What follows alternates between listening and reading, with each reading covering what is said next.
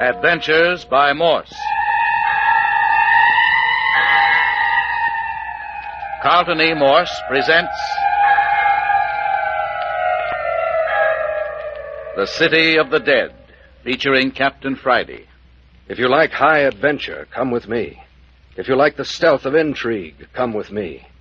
If you like blood and thunder, come with me.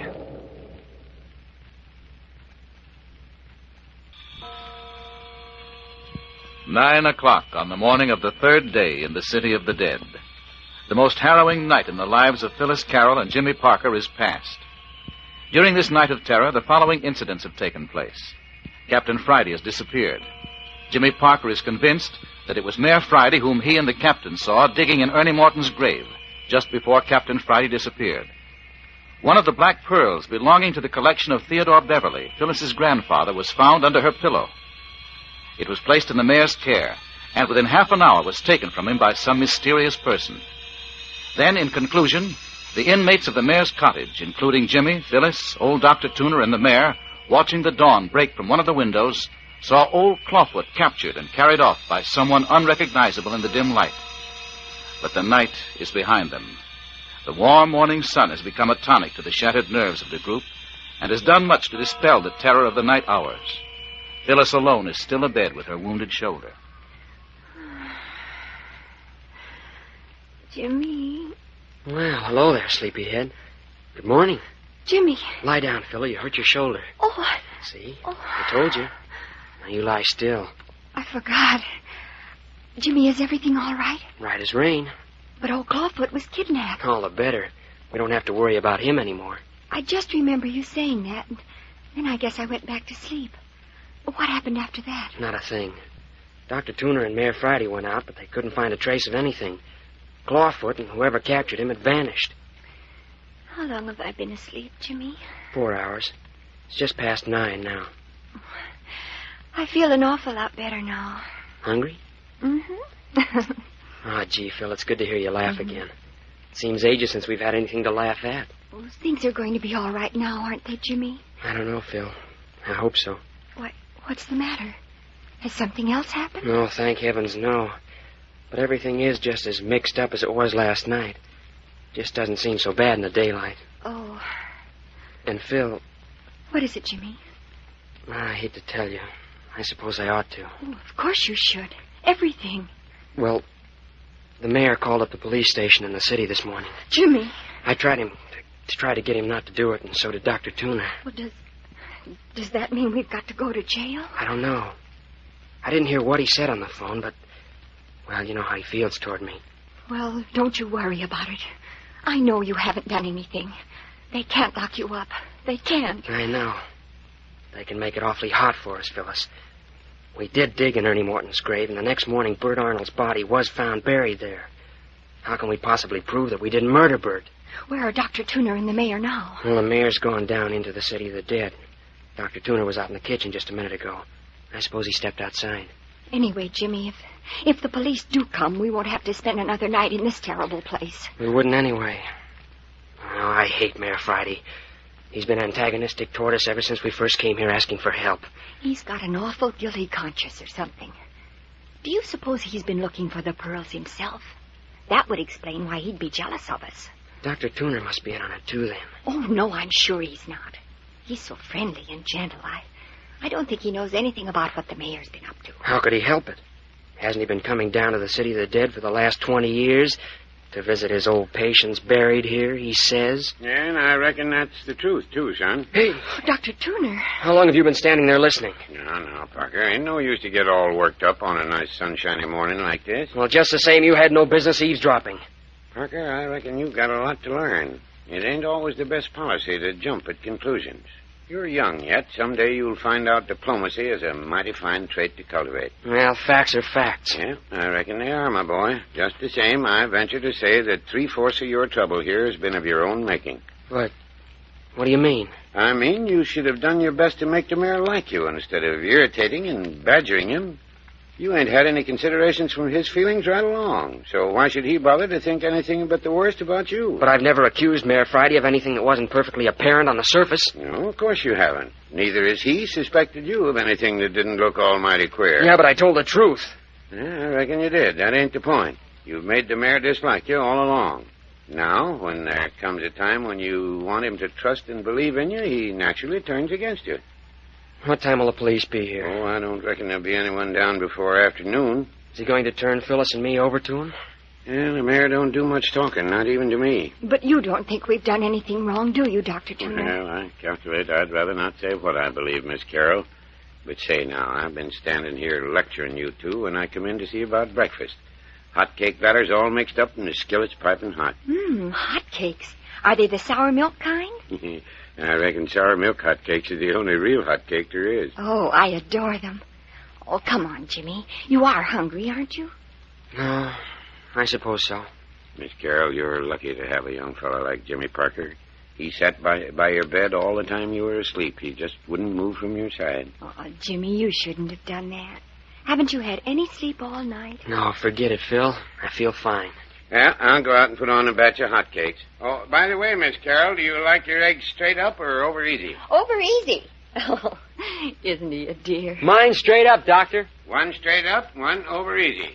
I got some mighty fine home-cured bacon for you, too. Jimmy, it was awfully nice of you to sit beside me while I slept. I think that was why my dreams were so sweet. Oh, Phil, dear, you were so lovely sleeping. All the time I sat here beside you, you were smiling in your sleep. I wondered what you were dreaming about.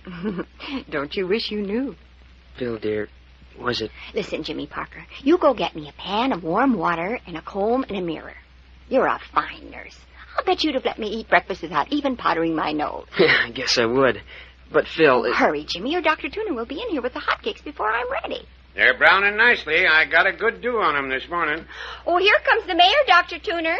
I caught a glimpse of him through the window. Well, I'll put a couple of more eggs in the pan then.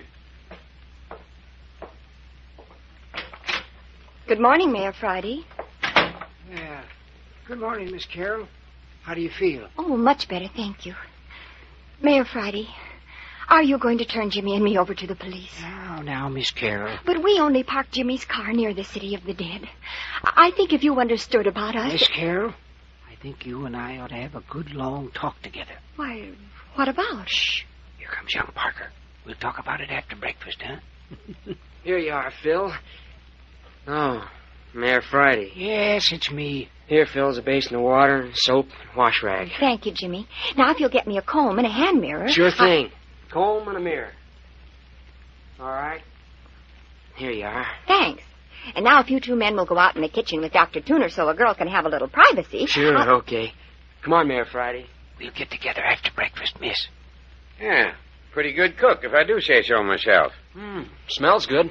Yeah, there's a stack of cakes about ready. Oh, hello, Mayor. Ready to eat? You ready as soon as I wash up? I put the table in beside Miss Carroll's bed so we could be sort of sociable. Hey, Doc Tuner, why don't you let me fry the hotcakes? I can jump up from the table and trot out here to the kitchen easier than you. No, I reckon I'm the hot cake expert. Say, Doctor, do you feel a difference this morning? I can't explain it. I feel as though a great weight had been lifted. Well, I reckon I know what you mean, Parker. I feel chipper this morning myself. It's as though we had passed through a nightmare and now the danger's over. You don't suppose it's because old Clawfoot isn't hanging around any longer, do you? Well, I don't know as I can say that... Oh, Jimmy! Jimmy! Oh, coming, Phil. Well, didn't take you very long. It was hard to get the powder on straight when I had to hold the mirror propped up against my knees. Hi, Doctor. Phil's ready. Bring on the bacon and eggs. And oodles of hot cake. Breakfast coming up. Everyone sit down. Miss Carroll gets her plate in her lap. Right side up, though, please. I'll sit here by the bed so I can hand things to Phil. No hot cakes for me, Doc. I think too much of my insides. Why, Mayor, they're lovely. Really, they are, Dr. Tuner. Now, don't you feel bad. Oh, Mayor can't hurt my feelings that way, Miss Carroll. I ain't been able to make him eat a hot cake in all the 20 years I've known him. He simply ain't got the taste for them. Oh, they're great, Doctor. I was up to Lammy Fink's cabin this morning. That is, what's left of it since it burned down. Lammy Fink? Mayor Friday, just who was Lammy Fink? An old feller I had working for me in the City of the Dead. Kind of addlepated, but he was a good worker. Loved flowers. Well, what about it, Mayor? Why did you go to his cabin? Made the trip for nothing. Everything fell into the cellar when the building burned. Couldn't get to the bottom with all those burned timber, cook stove, and other junk that crashed down into the basement. Couldn't tell how many bodies really was in the place then, huh? No. Oh, listen. The church bell. Well, that's the first time I've heard it ring in the daytime. Mighty strange. Mighty strange. Heard it a couple of times already this morning. Now, look here. If it keeps up, we should be able to trace it in the daylight. Been thinking about that. Yeah, I think we should go right after breakfast. Don't you, Mayor? One of us ought to. Both of you go along. I'll stay with Phyllis. No. But look here, Mayor. Surely you don't think I'd run away and leave Phyllis. You know as well as I do that with that knife wound in her shoulder, I couldn't possibly move her. Gonna keep you under my eye until the police get here. Oh. Well, then suppose you take Parker with you, Mayor, and I'll stay with Miss Carroll. No. Well, Mayor, I'll go look for the bell alone if you say so, but I'll tell you flat I ain't hankering for it even by daylight. You know how the fog comes up in the middle of the day. It might as well be night when that miserable stuff settles down in the city of the dead. I ain't asking you to go alone. You'll take Parker with you. But look here, Mayor. I promised Phyllis I wouldn't leave her again, and I'm not going to. Jimmy, maybe you'd better do what the mayor says. You want me to go and leave you here with this... with Mayor Friday? Oh, no. Well, that is... Oh, please, Mayor Friday, does Jimmy have to go? Yes. Well, I won't. Now, Parker, what was I telling you this morning? I reckon you better come along with me. Dr. Tuner, you don't want me to leave Phyllis with this man. Why not? I ain't gonna eat her. And if I should leave Phil and if anything should happen, I'd never forgive myself. Well, I reckon the mayor's just as capable of looking out for Miss Carroll as you or me. Yeah, but look here, if I can't stay with Phyllis, why don't you stay here, Dr. Tuner, and let Mayor Friday take me to look for the Phantom Bell? No. You're gonna do what I say. Well, I guess it'll be all right, Jimmy. You go along with Dr. Tuner. Something's wrong. Why do you want to separate Phyllis and me? Oh, now, Parker, nothing's wrong. Look here, young fella. I'm going to tell you something for your own good. The quicker you learn not to suspect the people around you, the better you'll get on in this world. You're keeping something from us. No matter what you think, Parker, you're going out with Doc Tuner, and that's final. Supposing I refuse to go. You haven't got a chance of refusing. You're going with Doc Tuner even if he has to walk behind you with a gun. Oh, please, Jimmy, I'll be all right. Honest, I will. I don't like it. Well, I reckon you're Hello, what in Tunket made that shadow? Where's the sun? Gone behind a cloud, I suppose. No, it ain't. It's the fog coming in. What, already? Saw it coming from way off when I was up at Lammy Fink's cabin. Yeah, looks as though we're going to hunt that church bell in the fog. Shouldn't have no trouble if it keeps ringing the way it has been. Oh, dear. And I was feeling so much better. More hotcakes, Parker? No more. What about you, Phil? No, thank you. Mighty skinny appetites. Well, if everybody's finished, let's just carry the table back into the kitchen. Grab a hold there, Mary. Yeah. As soon as we get the dishes stacked, Parker and I'll go on down to the old church. Look here, Phyllis. If you're afraid to stay here alone with Mayor Friday, you just say the word and I won't go. That gun business is all hooey. Dr. Tuner wouldn't shoot anybody. No, Jimmy. You go ahead. It'll be all right. Really, it will. Only... Well, I wish this fog wasn't settling down on us again. It makes me cold inside just to think of it. Listen, Phil. I found this knife out in the kitchen. Jimmy! It's the one you were stabbed with. Oh, take it away. No, Phil. Take it under the cover with you. Oh, no. I don't want it. Don't let Doc or the mayor hear. Please take it. Hide it under the covers. I'll feel a lot better if I know you've got something to protect yourself with. I hate the sight of it. It's a terrible weapon. You'd be glad enough to have it if you were fighting for your life. What do you mean? Oh, nothing. Nothing really, Phil. Only... Well, here, take it. All right, but... Why, what an ugly handle. Quick, put it under the covers and don't tell anyone. Oh, I hate it. There. Now, if anyone gets funny, you can carve your initials on him.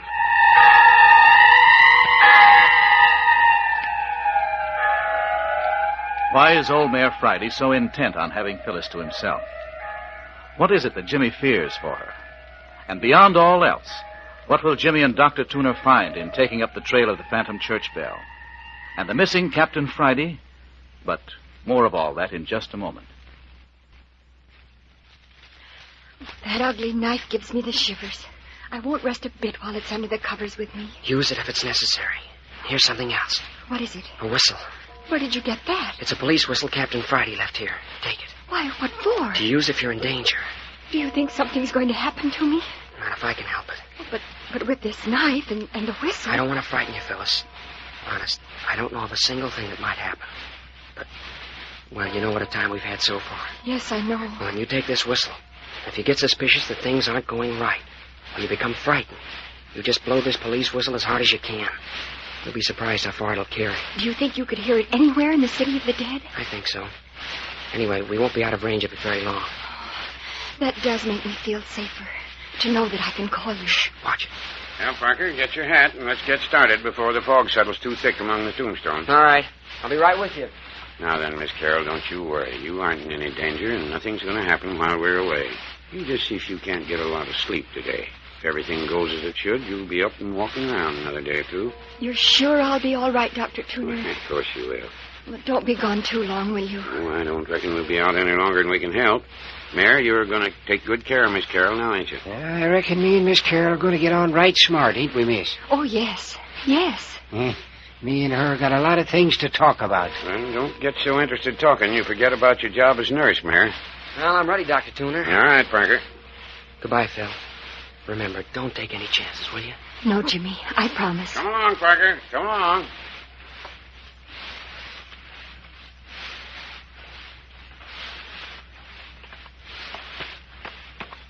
Look there, Dr. Tuner. There's Ernie Morton's grave just ahead. Let's look at it a minute. It's getting pretty foggy, Parker. We ought to keep moving. It won't take but a minute. Look here, Doctor. See, this is where Captain Friday and I were lying just before he sneaked over to the grave. You can still see the impression of my body in the grass. Looks so, all right, son. Of course it's so. If that bell keeps ringing like this, we shouldn't have any trouble following it. Look here at the grave, Doc. Oh, come along, boy. Come along. But I want to prove to you that the grave was opened last night. Yeah, how'll you do that, Parker? Here. Look at this piece of sod turned upside down. Yeah, what's that prove? Look.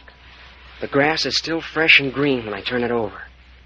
If that sod had been lying bottom side up since Captain Friday opened the grave 3 nights ago, the grass would have wilted, wouldn't it? I reckon you're right, son. Of course the grave was opened last night. You know what I think? Yeah, come along. You can talk as we're moving along. I think that it was Mayor Friday himself digging in that grave. Well, that ain't nothing new. You've been intimating that that's what you thought right along. Well, I never came right out and said it before. Yeah, there's the old church looming up down there through the fog. We must be getting near the bell. Doesn't sound much closer, though. What sort of woods are those behind the church? Oh, hardwood, mostly. Oak and beech, I reckon. Shall we go on down to the church and make that our starting point? All right, Hey, what do you keep cocking your ears back toward the house for, Parker? You can't hear anything down here. Don't know. Thought I might. That's a queer thing to say. What do you expect to hear this far off? Oh, never mind. Well, where are we going to look for this bell? Well, I reckon the best thing we can do is sneak down there alongside of the church and just sit and wait till we hear it. That'll give us a clue to work from. Yeah, but we might sit all day. Hey, there you are now. Listen. Hey, gosh, can't tell anything about it, can you? Don't seem to come from any direction at all. That's a fact. Listen. Seems to be coming from the church, don't you think? Well, it ain't possible. The mayor and I gave the place a good going over, and so did Captain Friday, and the bell ain't in the ruins. Listen. Stopped again. Look, Parker, I've sort of had an idea that bell might be out there in the woods in back of the church. What do you think? Well, maybe. Sounded in the church to me. Well, now, just supposing it was hanging out on a limb of a tree in the woods and was swinging free. The wind could blow it or rock the tree, and it'd ring soft-like off and on, just like it has been. But what would a bell be doing up in a tree? There ain't any explaining a good many things down here in the city of the dead these days. Well, why these long waits between the ringing? Sometimes it's been hours. Well, perhaps there hasn't been enough wind to ring it. Well, there's as much breeze now as there was a moment ago when the bell was ringing, and that isn't any. Well, there she goes again. Now, listen careful and try to place the direction the sound's coming from. Just the same as before. I'd say the church. It does sound so, but it can't be, I tell you. Still, if it was out in the open, we ought to be able to walk right straight toward where it's ringing. Well, are we going to stand here all day, or are we going to scout around and see what we can find?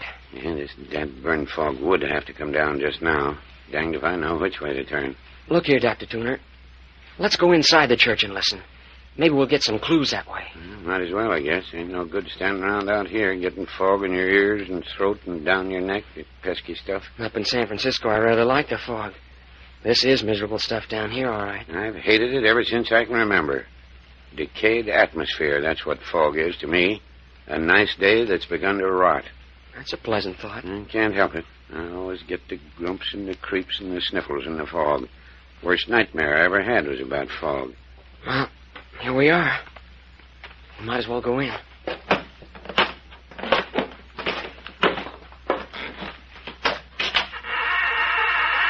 Good thing I brought a pocket flash along. Go ahead, but mind your way. Them floorboards is rotten as punk. You're likely to break a leg. You want to lead? No, you go on ahead. This here's your idea. Here, you can have the flashlight. Well, okay. This is a miserable hole, isn't it? Everything wet and mildewed. Shh.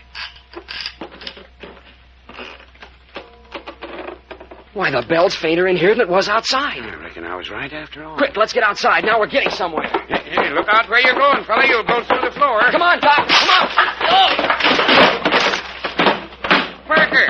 Parker, are you hurt?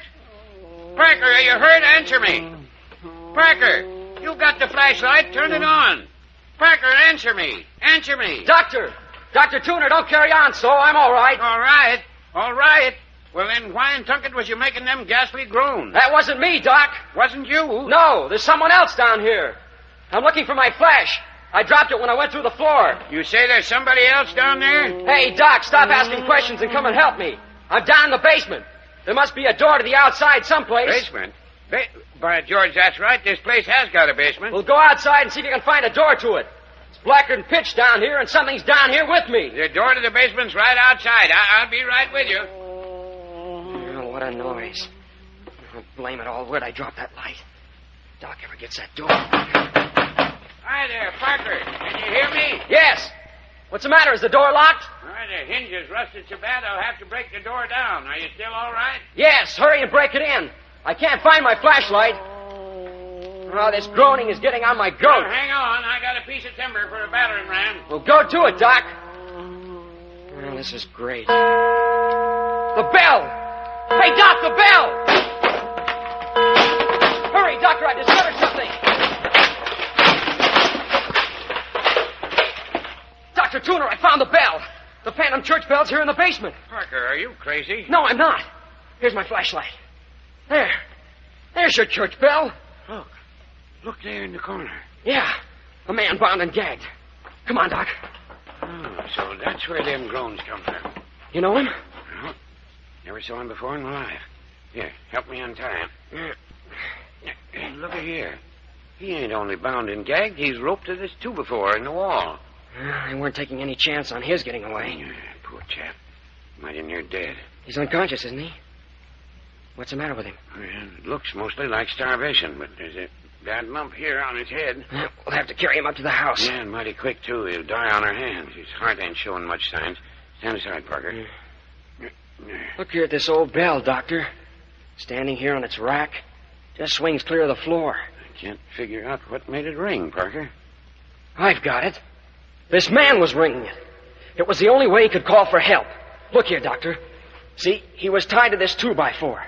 When he stretched out his bound feet just as far as he could reach, the tip of his toe would just touch the rim of the bell. He'd give it a shove, and the bell would ring a few strokes. Why, criminy, Parker. And then he'd probably have long spells of unconsciousness on account of this crack on the head. That'd account for the spells of silence. Now then, you ready? There, you take his shoulders and I'll take his knees here. All right. Let's go. Careful.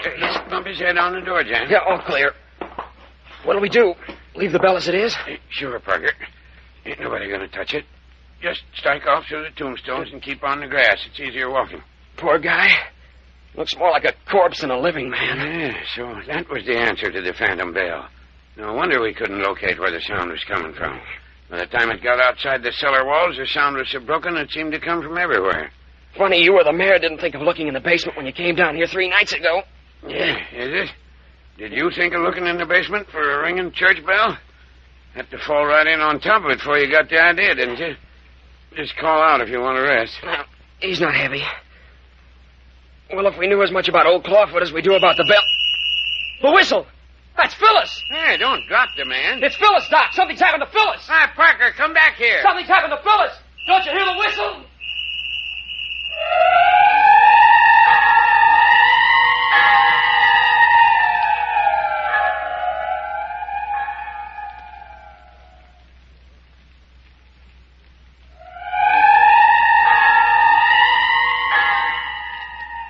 You have just heard the 9th episode of The City of the Dead, written for radio by Carlton E. Morse.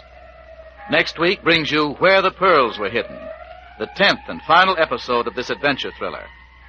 Next week you will know the identity of old Clawfoot, the name of the man who rang the bell, what really became of Grandfather Theodore Beverley, who the murderers were, who the grave looters were, and what became of the famous collection of black pearls.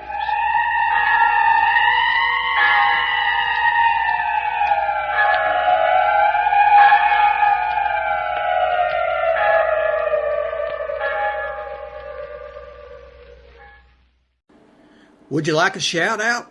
Leave a comment in the section below. Tell me who you want to shout out to, who you want to shout out from, and we'll get it up here for you. Hey, we want to say thanks for tuning in. Please like and subscribe so you don't miss any. You got a lot more of these up there. Go check them out under the playlist. Leave us a comment. Tell us what you want to see, what you think, and we'll see you next time.